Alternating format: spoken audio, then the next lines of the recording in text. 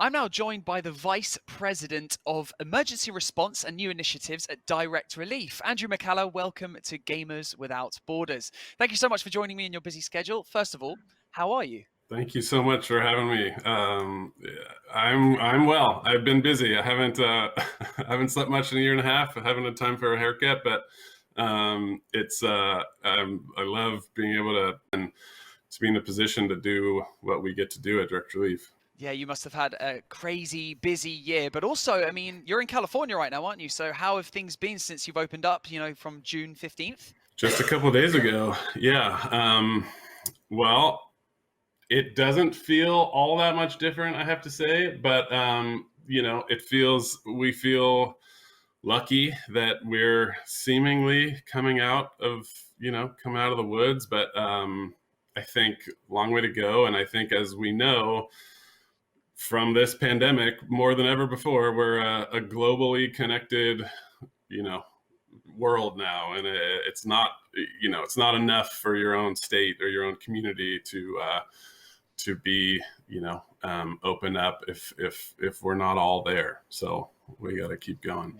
Yeah, exactly. We've got to keep going. Now, I mean, in total, you've worked with Direct Relief for, I think, almost 14 years now. So being now vice, that's not a jab, I promise. That's now. I started there when I was 11. Nice, I like it. But now being Vice President of Emergency Response, given the year that we've had, your role could not be more vital. So how's your role been impacted this year? Yeah, this one was felt really different than anything I've ever been a part of. I mean, typically Direct Relief, I've been doing this, as you said, 14 years. I started really in this in Haiti after the earthquake in 2010.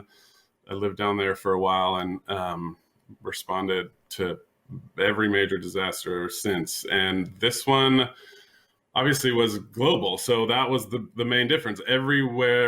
Everyone on the planet needed help at the same time. Normally, we're able to direct all resources to where it's needed, where the hurricane hit or where the tornado or earthquake. But this was global, and so it really stretched everyone's ability to help. It became difficult to know.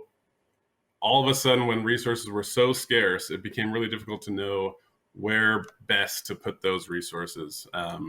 So I was talking to medical ethicists. We were, mapping and trending where things were at all over the globe. We work in 100 countries, all 50 US states. I think we're one of the few, nonprofits out there that has such a reach. And so we did all that we could. And I think what we know is that the only kind of mistake you can make is to do nothing or not to act. So we moved quickly, starting way back in Wuhan and back in February 2020 when it started, and haven't stopped since.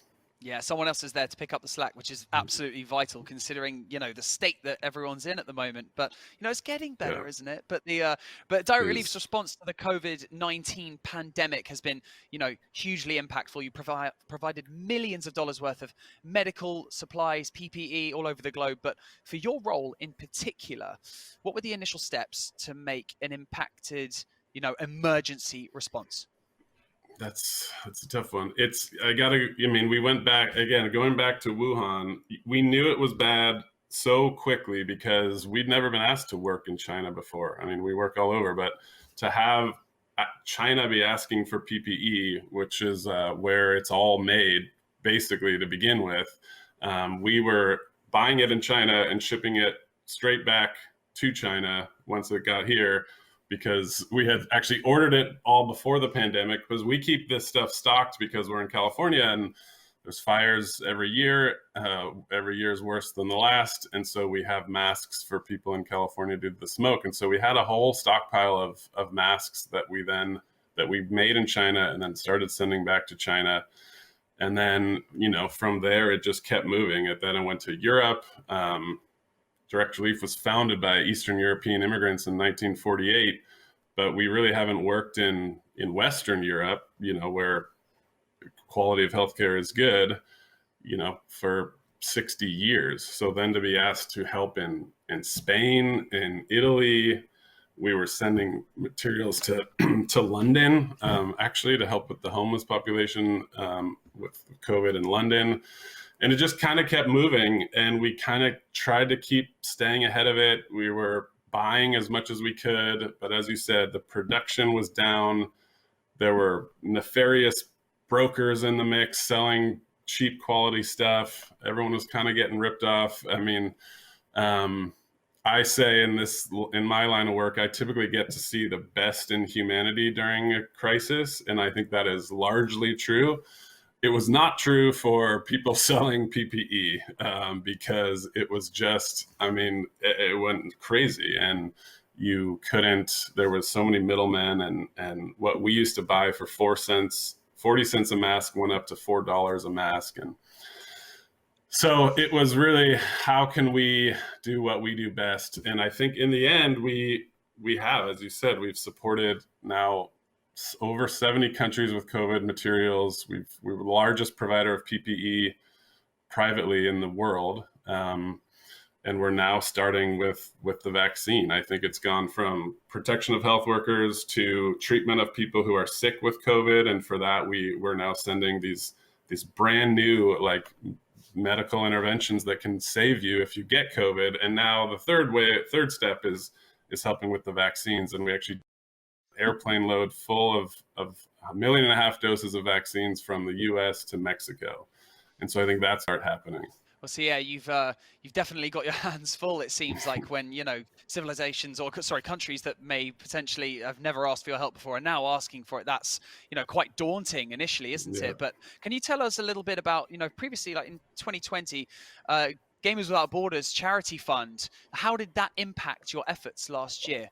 I mean, what you guys do is incredible. I love this idea so much, that gamers come together, do what they love, and do it for a cause. I mean, it's like the modern of, jogathons, but like way cooler and way more connected and with such a bigger scale and reach.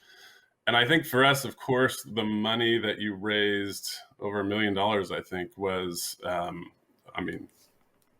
unbelievable and so helpful at a time when it was so needed. But the visibility and the awareness that the gaming community can bring both to the cause and to the organization, like Direct Relief, which is, hasn't been a known brand for, we're kind of a small but mighty nonprofit here in California, but that the gamers globally can kind of raise awareness and for us is it's huge. Yeah, I mean, I can imagine. I mean, we get to do what we love, but then by also contributing, everything, everyone wins. It's a win-win, isn't it? So looking towards 2021, it appears that, you've already mentioned the grass is getting greener. The COVID-19 pandemic is looking like it's starting to become more manageable. So thanks to your organization.